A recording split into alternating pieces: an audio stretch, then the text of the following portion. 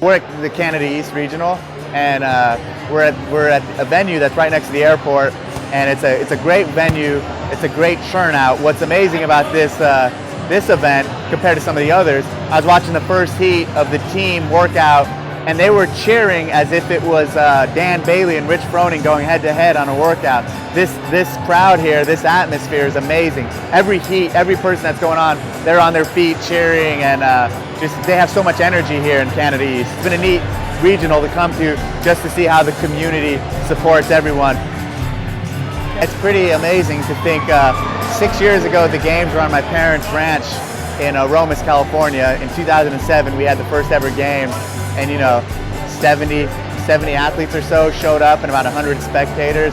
And to think 5-6 years later, this is where we're at, hosting these regional events all across the world, having people from Latin America to Australia to Korea participate and qualify for what's essentially a global competition now. It's been amazing to watch grow, and I would have never expected in year 1, 2, or even year 3 that we're going to be here this fast. With the games, it's been just unexpected growth, and we've just taken it on and accepted it and rolled with that. And there's been some growing pains, but it's been, there wasn't at year 1 a 5-year plan, there wasn't at year 2 a 3-year plan, and there's not at year 5 a 10-year plan. And so we just kind of take it year by year. But in this, what's nice though, with seeing how big it is, now we know what to prepare for. Years 1, 2, and 3 didn't know it was going to be this big. The spectator experience in-house, we need to take up a little more, and that'll come. And then the spectator experience to the world while we're streaming this event, that's really good, and we just need to keep taking that to another level. We look at the spectator experience, we look at obviously the athlete experience, and we look at the spectator experience with someone watching at home.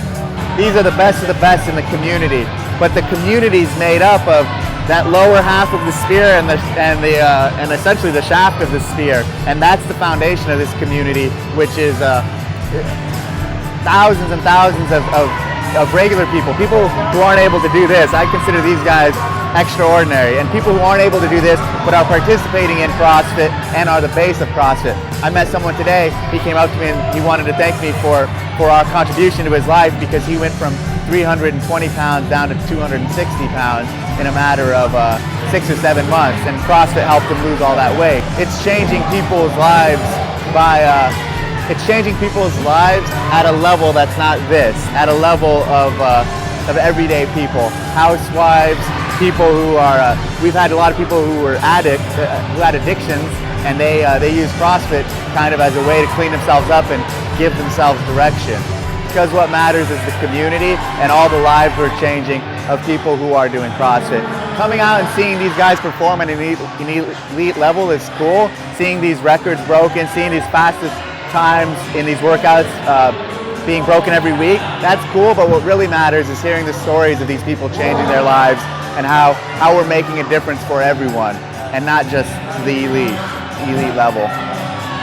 The stories of people learning how to do a pull-up, the stories of people losing weight that they didn't think they could lose, those are what motivates us in CrossFit. That's what motivates the group of us who are out here, going to all these events, seeing people. It's hearing all the stories from the spectators, hearing all the stories from even athletes who've gone from what they didn't think was good shape to being able to perform on this level. I see us growing more and rallying around some of these initiatives that we're doing to make children better. Some of these things like building schools in Africa, the community is going to rally behind that stuff. The SAT program we're doing, raising money for St. Jude Hospital, the Hope fundraiser, that's another way to bring our community together and bring like-minded people to hang out, to work out for a good cause. Not only are we changing our own lives, but we're now going to, with the means we have available, affect other people's lives and help other people who aren't as fortunate as everyone in here, help them change their lives.